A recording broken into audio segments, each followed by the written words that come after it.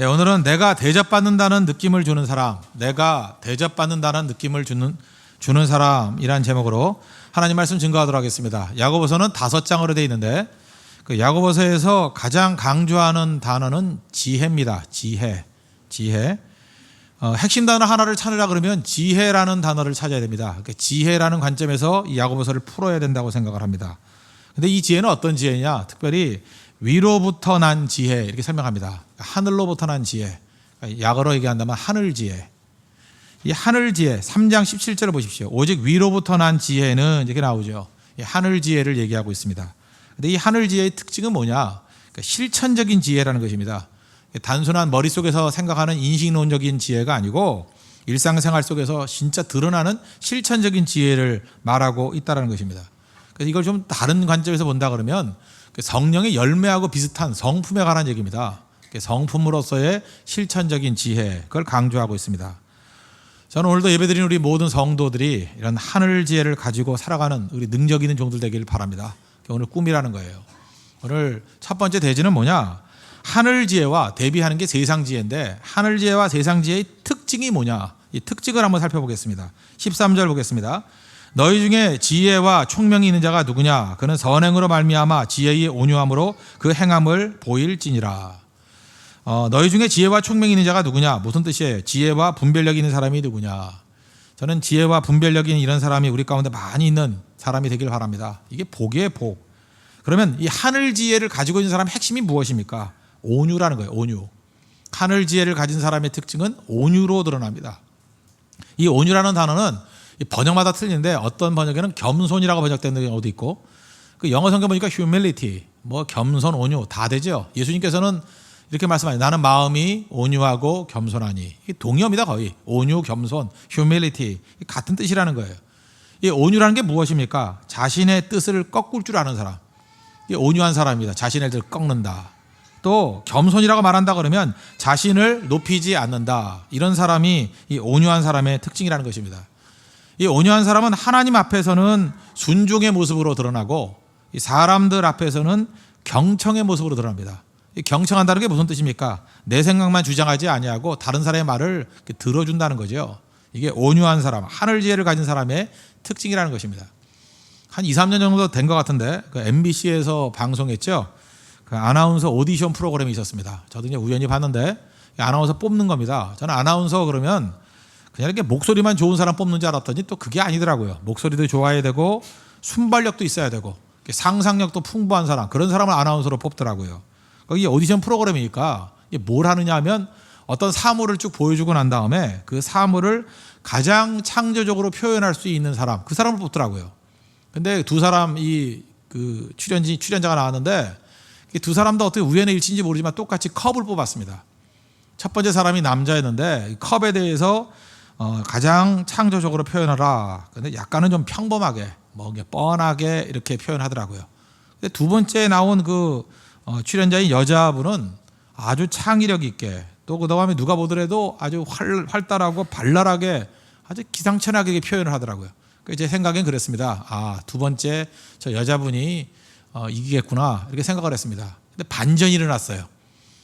그 심사위원을 하는 사람이 누구냐 하면은 그 현직 아나운서인데 그분이 이렇게 질문하더라고요. 오늘 멋진 표현해 주셔서 감명받았습니다. 일단 칭찬해 놓고 그다음에 한마디 질문을 던졌습니다. 그 두 번째 여자분에게. 그런데 앞에 사람이 뭐라고 묘사를 했는지 기억하십니까? 이렇게 묻더라고요. 이전까지 그렇게 자신만만하고 발랄하게 표현했던 여자분이 일순 당황합니다. 말을 막 더듬기 시작하고 그다음에 이렇게 말을 하는데 앞뒤가 안 맞아요. 무슨 얘기입니까? 앞에 있는 사람 얘기를 안 들었던 거예요. 그리고 자기 것만 준비한 거죠. 그럴 수 있겠죠. 그 다음에 이 심사위원 하는 그 현직 아나운서가 이렇게 얘기하더라고요. 안 들으셨군요. 이렇게 단언해 버리더라고요. 안 들으셨군요. 그러면서 설명하기를 아나운서는 말하는 사람이 맞지만 말만 해서는 안 되고 다른 사람의 말을 잘 듣는 경청자가 돼야 됩니다. 이렇게 얘기를 하더라고요. 전 그 얘기를 듣는 순간에 하늘지혜하고 너무 비슷하구나. 하늘지혜가 뭐예요? 온유함인데 온유함은 경청하는 것으로 드러난다는 것입니다. 결국 결과적으로 그 두 번째 여자분이 떨어졌어요. 그걸 바라보면서 정말 하늘지혜가 있어야 되겠다 이런 생각을 가졌습니다. 하늘지혜가 없는 사람, 온유가 없는 사람은 자기 말만 합니다. 그냥 자기 뜻만 증거하려고 그래요. 그래서 자기 말과 자기 뜻 외에는 바늘 하나 들어가지 않습니다. 그러니까 듣지 않으니까 변화가 없는 거죠. 자기 자신은 굉장히 올바라 보이지만 이 대화가 안 되는 존재라는 것입니다. 그러므로 온유함의 밑바탕에는 뭐가 있느냐? 유가 있습니다. 유, 당신이 있다라는 거예요. 하늘 지혜를 가진 사람은 온유함이 있는데 온유함을 가진 사람의 밑바탕에는 당신, 유가 있어요. 유. 우리 20세기 최대의 사상가 중에 한 사람이라고 말하는 사람이 마틴 부버죠. 1965년에 돌아가셨으니까. 이분은 철학자이자 신학자이기도 합니다. 이 마틴 부버의 가장 대표적인 책이 무엇입니까? 나와 너라는 책이죠. I and you, I and thou. 그죠? 나와 너라는 책. 거기 보면은 모든 인간관계에 대해서 이렇게 얘기합니다. 관계를 맺고 살아가는 게 인간인데 인간관계에는 두 가지가 있다는 거예요. 나와 너가 있고 나와 그것. I and it이 있다는 거예요. it. 나와 그것. 그런데 상대를 인정하는 좋은 관계를 맺는 사람은 나와 너로 살아간대요. 인격적인 관계죠. 하늘 지혜를 갖고 있는 사람입니다. 상대 유가 있어요. 당신이 있다고요. 반면에 상대를 인정하지 않는 사람은 어떻습니까? 나밖에 없어요. I and it이에요. 그것으로 얘기한다는 것입니다. 그러니까 비인격적인 관계를 맺는다는 거예요. 아주 탁월한 접근이죠. 그런 의미에서 거짓 지혜, 세상 지혜의 특징이 무엇입니까? 오늘 14절 보세요. 그러나 너희 마음속에 독한 시기와 다툼이 있으면 자랑하지 말라. 진리를 거슬려 거짓말하지 말라. 이 거짓 지혜, 세상 지혜의 특징이 무엇입니까? 독한 시기와 다툼. 이 다툼이라는 단어는 딴 데서는 야심이라고도 번역이 많이 되어 있습니다. 이 독한 시기가 뭐예요?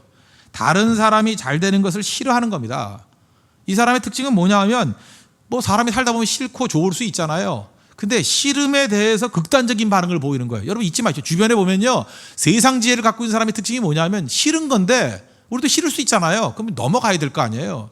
싫은 거에 대해서 극단적인 반응을 보입니다. 그냥 싫은 게 아니에요. 그냥 싫은 거에 멈추지 않고 상대를 음해하려고 그러고 공격하려고 그러고 죽이려고 그러고 넘어뜨리려고 그러고 확대하려고 그러고 이게 세상 지혜의 특징이라는 거예요.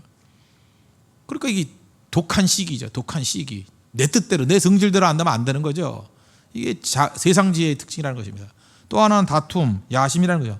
교만이라는 말로도 표현할 수 있는데 내가 높아지려고 하는 거. 그러니까 세상 지혜의 핵심엔 뭐가 있습니까? 내가 있어요. 자신, I, 에고가 있다고. 에고, 이고가 있어요. 이고가. 잘 보세요. 다시 한번 대비해 봅시다. 하늘 지혜의 핵심은 뭐예요? 온유함. 반면에 세상 지혜의 핵심에는 시기심이 있어요. 그 하늘 지혜의 핵심에 뭐가 있습니까? 유가 있어요. 당신이 있는데 세상 지혜의 중심에는 자기, 이고, I가 있어요. I가. 하늘 지혜에는 하나님의 은혜가 있습니다. 은혜를 받는 거예요. 그러나 세상 지혜에는 자기 의가 있어요. 우리 믿는 사람들 이렇게 생각합니다. 자기가 예수 잘 믿는다고 생각해요. 전혀 의심하지 않습니다. 나만큼 예수 잘 믿는 사람이 있느냐? 나는 정의의 그 자체야. 정의 그 자체야. 이렇게 생각하는 사람이 있다고요. 그런데 이 사람의 특징은 뭐냐 하면은 자기가 중심이거든요. 이게 성경에서 말하는 세상 지혜고 이게 성경에서 바리새주의고 이게 사실은 이게 잘못된 거라는 거 본인은 느끼지 못해요. 그 사람은 믿음이 좋은 게 아니라 성실할 뿐이에요. 참 세상에서 무서운 게 성실한 겁니다. 성실할 뿐인데 믿음이 있다고 생각해요. 성실과 믿음은 다른 거거든요. 성실할 뿐이에요. 믿음이 있는 게 아닌데. 그래서 펄펄 뛰게 만들어버립니다. 저도 그렇고 여러분도 그렇고 다 약한 존재 아닙니까? 마귀는요 어떻게 우리를 공격하느냐? 항상 자기를 건드립니다. 자기, 이고를 건드려요. 에고를 건드린다고요. 그래서 항상 우리가 열받는 게 뭡니까? 무시당했어. 열받죠. 내가 옳은 거에 대해서 누가 뭐라 그러면 분노해요.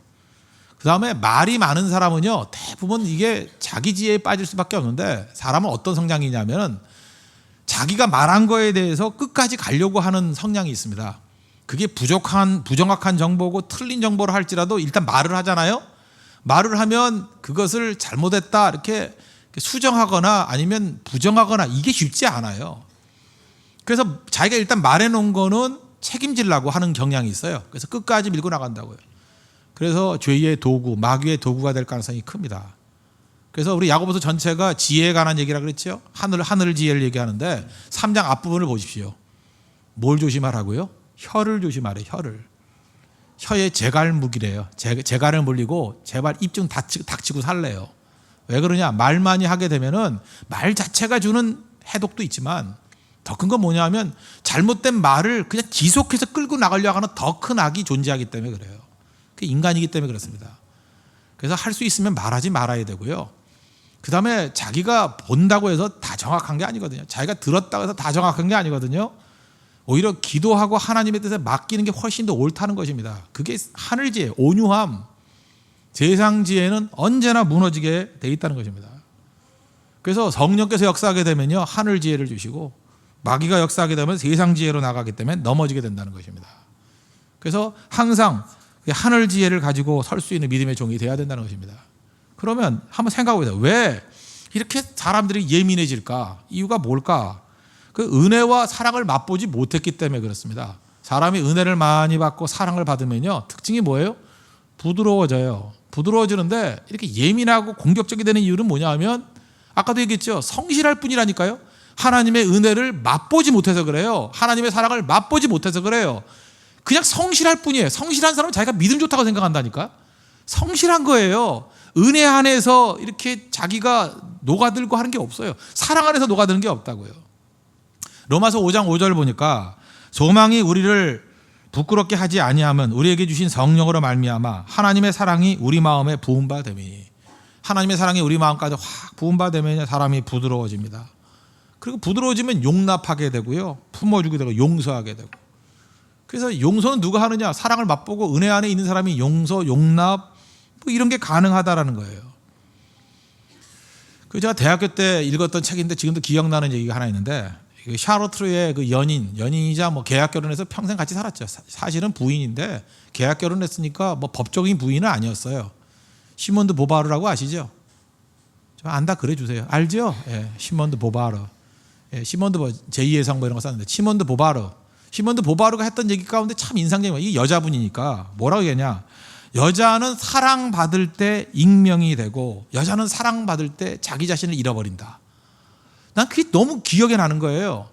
우리가 지금 에고, 자기 자신을 못 버리는 사람이 있죠. 왜 못 버리냐? 사랑 못 받았기 때문에 그래요. 사랑받으면, 충분히 사랑받으면요, 내가 익명, 이름 없이도 살아가요. 충분히 사랑하면 자기 자신을 다 버려도 돼. 없어져도 돼요. 이게 여자만 그래요? 여자만 그러냐고요?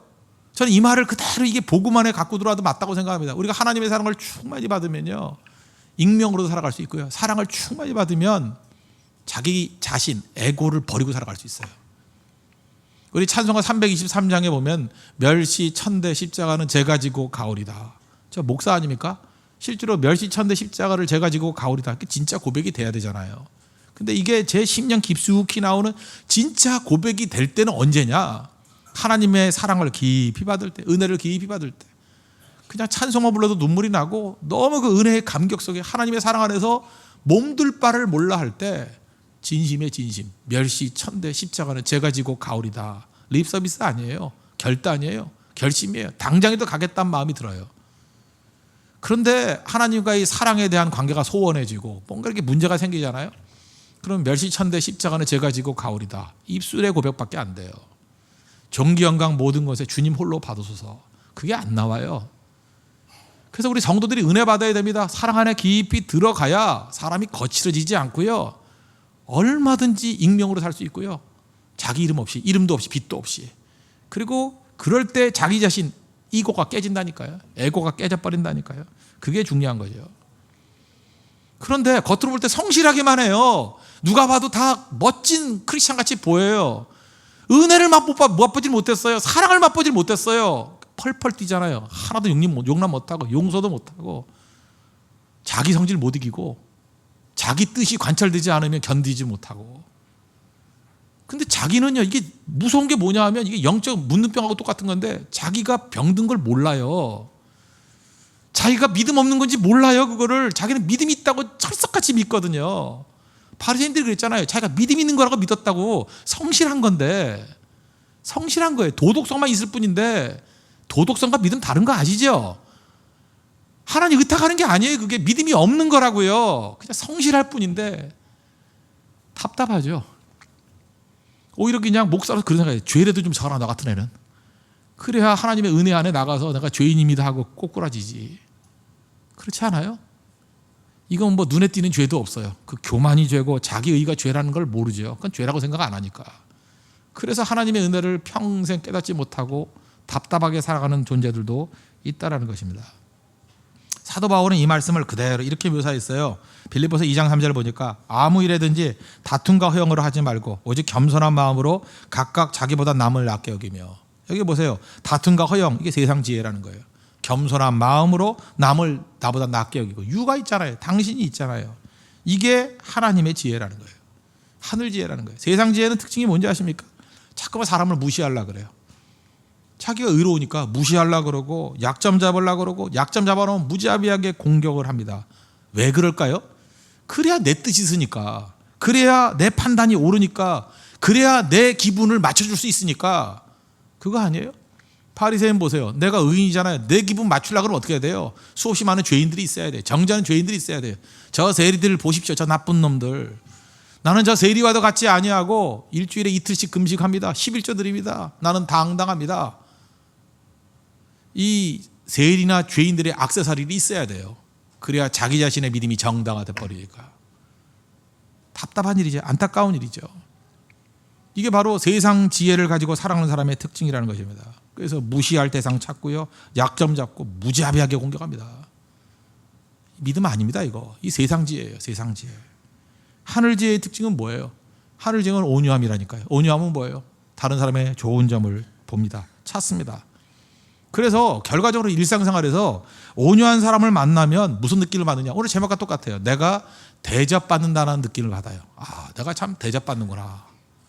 물론 우리 연약하고 죄인이고 문제투성이지만 온유한 사람은 유가 있다니까요. 그래서 대접을 해줘요. 근데 대접받는다는 느낌. 또 하나, 사랑받는다는 느낌을 받습니다. 그러니까 어떤 일이 벌어져요. 야, 내가 연약하고 죄인이지만 용기를 내야지. 그런 생각이 들어요. 그래서 그 사람, 이 온유한 사람 만나면 용기가 생겨요. 용기를 가져야지. 다시 열심히 해야지. 그럼 내가 이렇게 살아서는 안 되지. 다 주님의 은혜 더 붙들어야지. 용기가 생겨요. 그리고 갈증이 사라져요. 오아시스 같은 사람이에요. 목말랐는데 뭔가 이렇게 해소가 되는 것 같아요. 그리고 영적인 쉼이 있습니다. 그 사람 만나면 편안해져요. 쉼이 있어요. 그러나 세상 지혜를 갖고 있는 사람들 앞에 있으면 정죄의식이 있으니까 쉼이 없어요. 불안한 거예요. 희망을 봅니다. 이렇게 그 온유한 사람 만나면 희망이 있어요. 그 예수님께서 베다니 나사로 집에 자주 갔던 이유가 뭐예요? 그 집에는 온유함이 있기 때문에. 나사로, 마리아, 마르다 온유함이 있습니다. 그러니까 환영을 하잖아요. 붙들어 주잖아요. 쉼이 있잖아요. 그게 온유한 사람의 특징이에요. 하늘 지혜 가져야 됩니다. 그래 사람이 모이죠. 반면에 세상 지혜의 특징이 뭐라 그랬어요? 시기심이라 그랬죠. 시기하는 사람의 특징이 뭔지 아십니까? 그 시기하는 사람 옆에 가보면요, 그 자기 자신이 꼭 짐승 같아요. 아유, 난 짐승만도 못해. 이런 느낌이 받아요. 짐승만도 못해. 그 다음에 내가 비천하다고 느껴져요. 내가 참 나쁜 사람이구나. 심지어 목사임에도 불구하고 난 참 나쁜 목사구나. 나는 몹쓸 목사구나. 나는 쓰레기 같은 목사구나. 나는 참 비굴해지고요, 모멸감을 느끼고요, 초라해지고요. 왜 그래요? 세상 지혜를 갖고 나온 사람은 시기거든요. 시기. 그래 내가 너무 작아 보이는 거예요. 그러니까 그런 사람 만나기가 싫죠. 그래서 그런 사람은 잠깐만 사람이 떠나가게 돼 있습니다. 왜? 그 사람 만나면 절망하게 되거든요. 가지고 있던 힘 가지고 작은 힘 갖고 일어서야 되는데 힘을 다 잃어버려요. 그리고 믿음도 잃어버려요. 믿음. 그런 사람 옆에서는 다 믿음 다 져버려요. 사람들이. 믿음도 다 깨지고 신뢰도 깨져버리고. 그러니까 자기 주변에 있는 사람 다 죽여버리는 거예요. 그렇게 자기도 죽죠. 같이 죽는 거예요. 공동체가 다 무너지게 된다는 것입니다. 이게 바로 뭐예요? 세상 지혜라고. 세상 지혜는 이런 모습이 있다는 거예요. 하나님께서 모세를 좋아하셨죠. 왜 좋아하셨어요? 잘생겨서? 실력이 있어서요? 아니라는 거 아시죠? 모세를 하나님이 좋아했던 이유가 뭘까? 온유해서 그래요. 민수기 12장 3절 보니까 이 사람 모세는 온유함이 지면의 모든 사람보다 더하더라. 온유함. 아, 거기 미리암이란 누나하고 아론이라는 형이 뭐 이유도 없이 막 공격하고 하잖아요. 그럴 때 분노하면서 맞받아쳤습니까? 하나님께 맡겼잖아요. 온유함이 지면에 있는 모든 사람보다 얘네는 승하더라, 더하더라. 하나님이 나설 때까지 가만히 있잖아요. 그죠? 온유함, 유가 있잖아요. 유, 배려하잖아요. 그래서 하나님이 모세를 그렇게 좋아했다고. 실력이 있어 좋아한 게 아니에요. 온유해서 좋아했어요. 온유해서. 여러분, 하나님 좋아하는 온유한 사람 되십시오. 온유해야지 하나님이 인정해 준다는 거예요. 저는 요즘에는 그 나이 든 분들을 참 요즘에 존경하게 돼요. 시간이 가면 갈수록 더 그런 것 같아요. 이게 어른들이 하시는 말씀이 틀린 게 없는 것 같아요. 그래서 저는 백발을 믿습니다. 백발이 하는 얘기는 믿어요. 그죠? 참 이게 나이 들었다는 게 참 중요한 지혜를 갖고 있는 것 같아요. 다윗도요, 젊었을 때 썼던 시편이 있고 좀 노년에 썼던 시편이 있거든요. 산전수전 다 겪고 난 다음에 쓴 시편. 그 산전수전 다 겪고 난 다음에 쓰는 시편이 시편 37편이거든요. 37편의 그 10절과 11절을 보면은 예수님도 인용하신 말씀이에요. 37편 10절에 보면 이런 말씀이 납니다. 잠시 후에는 악인이 없어지리니 내가 그것을 자세히 살필지라도 없으리로다. 악인은 누구냐 하면은 세상 지혜 갖고 있는 사람이에요. 그걸 악인이라고 봅시다. 악인은요, 시기심 가지고 주변에 공격하고 정죄하니까 악인은 없어져 버린대요. 왜 없어져요? 한 3, 4년 지나봐요. 그 사람 존재도 없어요. 공동체 다 사라져요. 왜? 옆에 안 가거든 사람들이. 그래서 악인은 없어져 버린대요. 자세히 살펴도 없대요. 산전수전 다 겪었던 다윗의 고백이에요. 내가 이렇게 평생 살아보니까 악인은 없어지더라. 찾으려고 노력해도 없어지더라. 그러면서 악인의 반대말로 쓴 게 뭐냐 하면 37장 11절. 예수님이 팔복에도 인용했던 말씀이죠. 그죠? 그러나 온유한 자들은 땅을 차지하며 풍성한 화평으로 즐거워하리로다.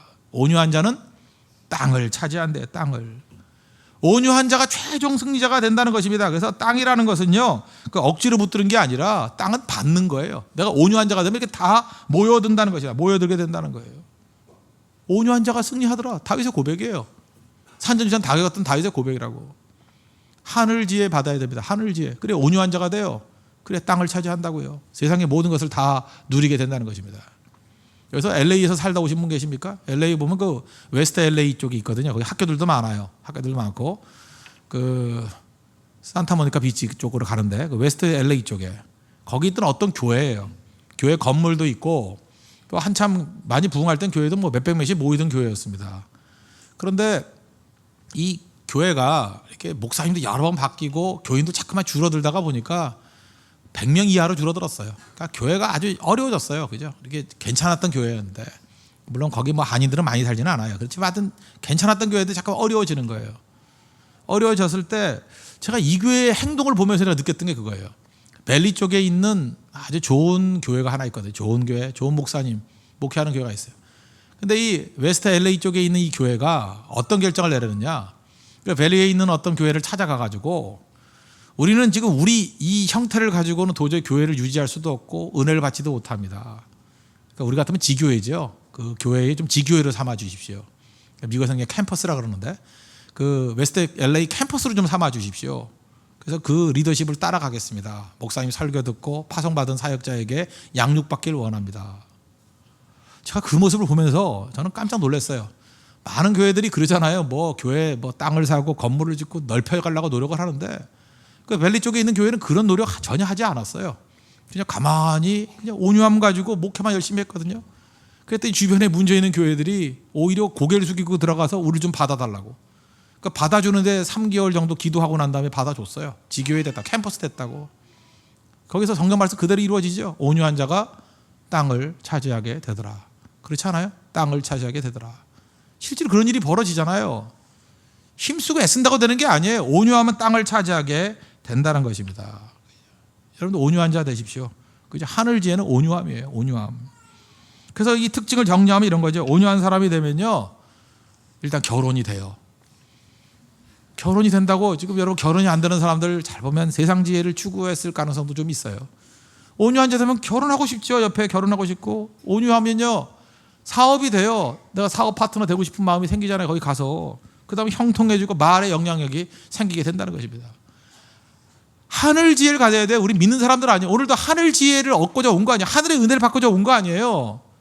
온유함이 있어야 돼요. 온유함. 그게 성도의 능력이에요. 그래서 우리 하늘 지혜와 세상 지혜의 특징 다시 한번 정리한다면 하늘 지혜는 온유함, 세상 지혜는 시기심.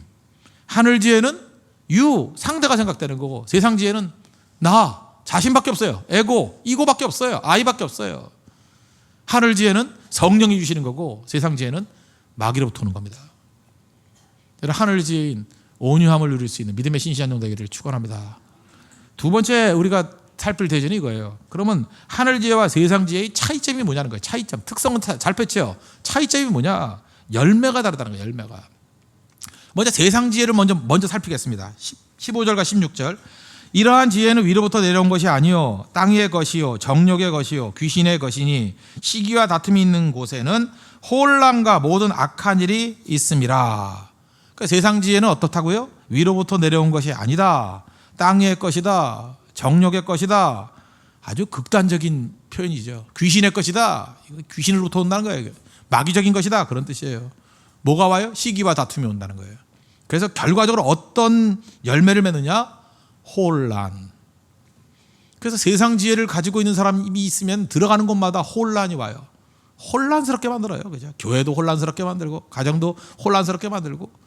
하여튼 세상 지혜를 들고 가는 사람이 있으면 나타나는 마지막 열매가 뭐예요? 혼란. 혼란스럽게 만들어요. 분열이 일어나고요. 분쟁이 일어나고요. 혼돈이 일어나고. 그런 일이 벌어진다는 것입니다. 오늘 이 시간에 제가 선포합니다. 이런 악한 세력들은 성령의 불로 다 물러갈지어다. 그죠? 이 교회에서도 물러가야 되고 가정에서도 물러가야 되고 다 이거 물러가 버려야 돼요. 세상 지혜는요 혼란을 줍니다. 혼란케 하는 세상 지혜는 물러갈지어다. 여러분에게 선언해야 돼, 선포해야 된다는 것입니다. 반면에 하늘 지혜의 특징 결과가 뭐예요? 8가지로 묘사하고 있어요. 17절 8가지인데 오직 위로부터 난 지혜는 첫째 성결하고 다음에 화평하고 관용하고 양순하며 긍휼과 선한 열매가 가득하고 편견과 거짓이 없는 8가지예요. 그중에 좀 인상적인 거 보면 세 번째가 뭐예요? 관용. 그죠? 관용. 그러니까 하늘 지혜의 특징이 뭐예요? 관용한다는 거예요. 다른 사람을 용납한다는 거예요. 용납하는 게 하늘 지혜죠. 그게 온유라니까. 용납하는 거. 양순. 양순이 뭐예요? 좀 순한 거 아니에요? 순한 거? 너무 거센 사람이 있죠. 남자도 거세고 여자도 거세고 펄펄 뛰고 신경질적이고. 그 왜 그래요? 나는 뭐 타고난 성질이 그래서. 성질이 아니에요. 그게 세상 지혜지. 하늘 지혜를 가지고 있는 사람은 절대 그러지 않아요. 여자가 설쳐대면 어떻게 해요? 여자가 이름이도 바꾸라고. 양순이라고. 그 좀 양순이라고 이름을 바꿔야지. 양순. 그 다음에 뭐예요? 긍휼. 긍휼이 뭐예요? 불쌍히 여기는 거. 불쌍히 여기는 거니까 살리는 거 아니에요. 불쌍히 여기면 살리는 거 아니에요. 세상 지혜는 불쌍히 여김이 없어요. 그냥 공격만 있는 거죠. 죽이려고 그러는 거죠. 분노가 있는 거죠. 씩씩거리는 게 있는 거죠. 그렇잖아요. 아드레날린이 막 나오는 거죠. 또 7번째 편견이라 하죠. 편견이 뭐예요? 우리가 뭘 알아요? 부분적인 정보, 잘못된 정보를 가지고 고집 부리는 거예요. 그런데 온유함을 가진 사람은 편견이 없어요. 편견이 없다고. 내 눈은 개 눈이에요. 내가 뭘 알아요? 하나님의 뜻을 찾고, 그죠? 말하면 듣고. 편견이 없다고요. 잘 보세요. 관용하고 양순하고 편견이 없으면 이걸 뭐라 그러죠? 나이스하다. 나이스하다 그러죠. 얼마나 사람들이 좋아하겠어요? 한번 생각해보세요. 조금 허물이 있더라도 품어줘요. 그리고 덮어줘요. 용서해주고 관용해줘요. 그러면 그 당사자뿐만 아니라 주변에 있는 사람도 그 사람 옆에 가고 싶겠죠. 안심이 되니까. 그렇잖아요. 혹시 내가 잘못하더라도, 내 당사자는 아니지만 내가 혹시 잘못하더라도 저 사람은 온유한 사람이라서 나를 덮어주고 용서해주고 그 다음에 길을 열어줄 거야. 사람이 모여들죠. 그래서 온유한 자는 땅을 차지하는 거예요. 그래서 비록 그 사람한테 얘기하지 않았다 할지라도 그걸 쳐다보고 있는 사람들의 마음이 변화되는 거예요. 그래서 온유한 자는 땅을 차지합니다. 중국 춘추시대 때 전국시대 때 그 연나라의 소왕이라고 있었어요. 소왕 스토리 하나 얘기해요. 소왕 때 그 곽외라는 사람이 어떤 사람이냐면 요즘 시대에 가면 실력은 있는데 스펙이 없는 사람이에요. 예? 스펙이 없는 사람이에요. 그래서 이렇게 공무원으로 들어가려고 하는데 잘 취직이 안 되는 거예요. 어쩌다가 이제 그 연나라의 왕을 좀 만났습니다. 왕을 만나가지고 저를 좀 채용해 주십시오. 그랬더니 왕이 뭐 시큰둥해가지고 너같이 스펙도 없는 놈이 뭘 올랐냐 그래서 잘 안 쓰려고 그랬어요. 그랬더니 과계라는 사람이 왕 앞에서, 소왕 앞에서 하나의 스토리를 얘기합니다. 이야기. 그 이야기가 뭐냐, 어떤 나라에 임금님이 계셨는데 천리말을 구하려고 그랬대요. 하루에 천리 가는 말. 아주 명마죠. 근데 이게 아무리 구하려고 해도 3년 넘게 구할 수가 없었다라는 거예요. 그러다가 그 하급관리 가운데 한 사람이 아주 힘들게 이 천리마가 있다는 소식을 듣고 어떤 마을에 갔대요. 갔더니 진짜 천리마가 있었대요. 근데 이틀 전에 죽었대요. 안타깝죠? 죽었대요. 근데 이 하급관리가 죽어도 괜찮으니까 그 죽은 천리마 뼈라도 갖고 가고 싶다. 그래서 500금이나 주고 그 뼈를 갖고 왔대요. 500금이니까 액수는 모르지만 뭐 금이라 그러니까 큰 돈이 되겠죠. 하여튼 큰 돈 주고 그 천리마를 뼈를 사갖고 왔대요. 그렇게 사가지고 와가지고 왕한테 오니까 왕이 펄펄 뛰면서 이 멍청한 녀석아, 내가 천리마 사오랬지 천리마 죽은 뼈를 사오랬냐, 그 발을 버럭 냈대요. 그때 그 하급관리가 이렇게 얘기했답니다. 임금님 잘 생각해 보십시오. 소문 다 났어요. 지금 왕께서는, 임금님께서는 그저 천리마 죽은 뼈도 500금 주고 산다는 소문 다 퍼졌다고 전국에. 그러면 뼈에도 500금을 줬는데 살아있는 찰미하면 얼마나 많이 줄까 하면서 천하에 있는 모든 명만 다 모일 거라고. 진짜 1년 안에 찰리마 3마리를 얻었대요. 3년 동안 한 마리 못 얻었는데. 그 얘기를 쭉 해주는 거예요. 그러고 난 다음에 결론이 뭐냐. 임금님, 저를 채용해 주세요. 이유가 뭐냐. 나는 스펙이 없지만 실력은 있습니다. 그런데 과거같이 스펙 없는 사람을 소왕이 채용했다라는 말을 들으면 천하에 있는 많은 인재들이 저 나라 가서 소왕께 가기만 하면, 그죠? 스펙은 없더라도 실력 있는 사람을 채용해서 중용하더라. 그럼 천하의 인재가 다 모일 거라고. 그 말을 듣고 무릎을 치면서 과거를 제상으로 삼았어요. 진짜 천하의 인재들이 연나라로 다 모였대요. 그래서 그 소왕 때 전성기를 구가했답니다. 이게 바로 뭐예요? 하늘지혜. 온유함이에요, 온유함. 아시겠습니까? 온유함이 능력이라고요, 온유함. 근데 그 사람들이 몰라요. 펄펄 뛰고 씩씩거리는 게 능력인지 알지. 그건 아무것도 아니라는 것입니다. 이런 사람, 온유한 사람을 우리 21세기 용어로 뭐라 그러죠? 매력 있는 사람이라 그래요. 진짜 매력 있죠? 그래서 이런 사람과는 같이 있고 싶어요. 이런 사람은 강사로 부르고 싶어요. 이런 사람은 결혼하고 싶어요. 결혼. 그죠? 결혼하고 싶어요. 그 다음에 이런 사람과는 같이 일하고 싶고요. 이런 사람과는 같이 여행 가고 싶어요. 여행. 그죠? 여행 가고 싶다고? 여행 가고 싶은 이런 사람이 돼야 되죠. 반면에 세상 지혜를 가지고 있는 사람들은 괴팍하니까, 자기 성질 못 이기니까, 자기 뜻만 주장하니까, 자기 확신에 살아 잡혀 있으니까 사람이 다 떠나가 버려요. 악인이거든요, 악인. 사람이 없어요, 사람이. 그래서 결국 이게 마귀적인 지혜라는 거예요. 아무것도 아니라는 거죠. 그럼 잘 보세요. 세상 지혜를 가지고 나가면 마지막 열매가 뭐예요? 혼란. 반면에 하늘 지혜를 가지고 있으면 결론이 뭐냐? 샬롬, 화평이 만다는 것입니다. 오늘 마지막 18절 보십시오. 화평하게 하는 자들은 화평으로 심어 의의 열매를 거두느니라. 하늘 지혜를 가지고 있으면 결국 어떤 열매가 얻어요? 화평이라는 열매가 얻는다. 화평. 그래서 하늘 지혜를 가지고 있는 사람이 어느 곳을 가면요, 이상하게도 분쟁이 있는 거죠. 혼란이 아니라 화평이 임해요.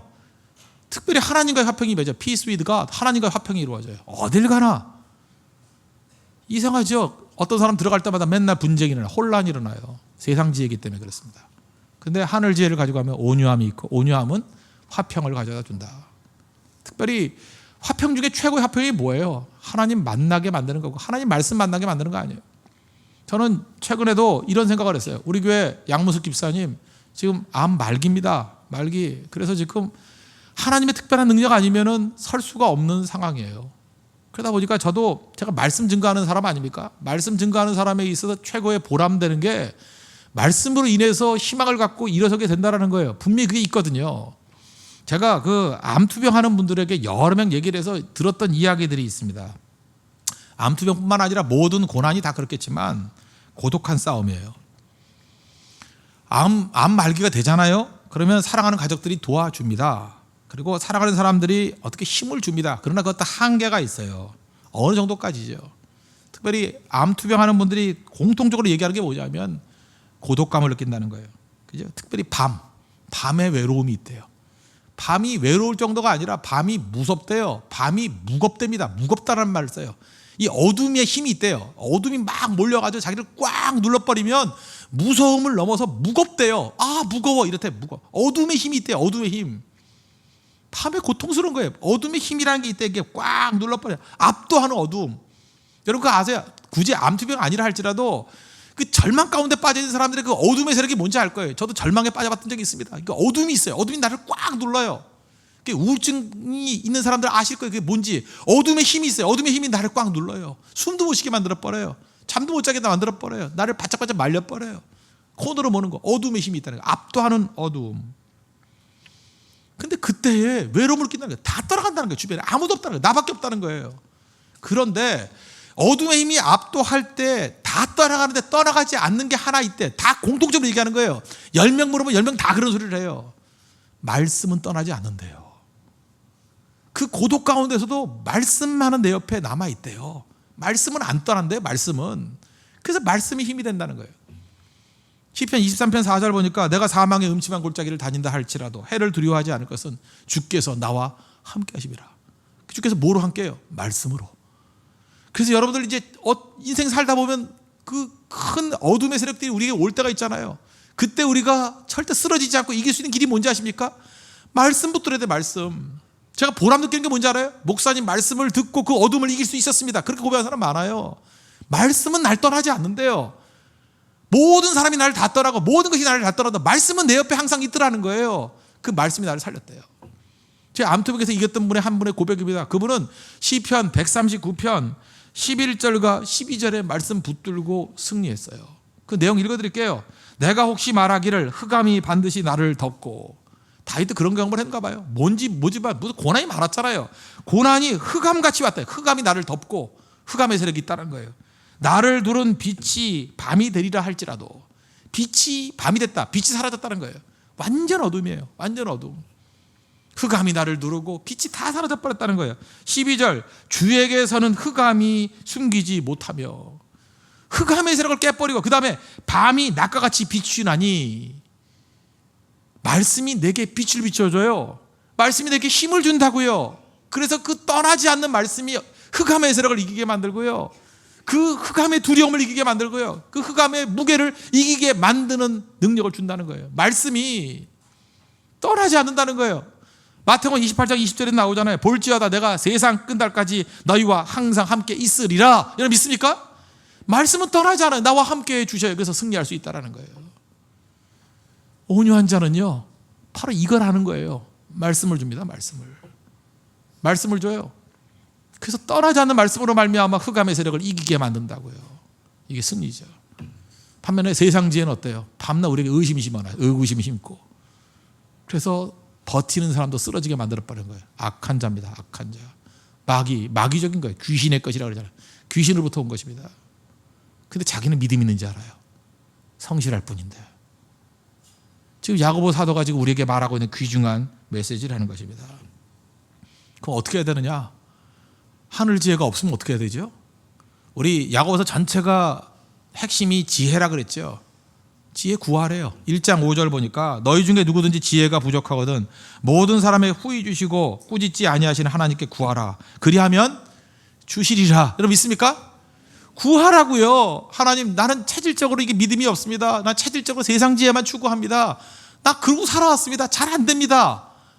그래서 자꾸만 넘어지면은 구하라고요. 구하라고. 자꾸만 나는 이렇게 살다 죽을 거야 그러지 말고 구하래요. 지혜를 구하래요. 하늘 지혜를 구하래요. 하늘 지혜를 구하면 주님께서 주신답니다. 주신대요. 그럼 매력적인 사람이 되고 화평을 주는 사람이 되고 살리는 사람이 된다는 거예요.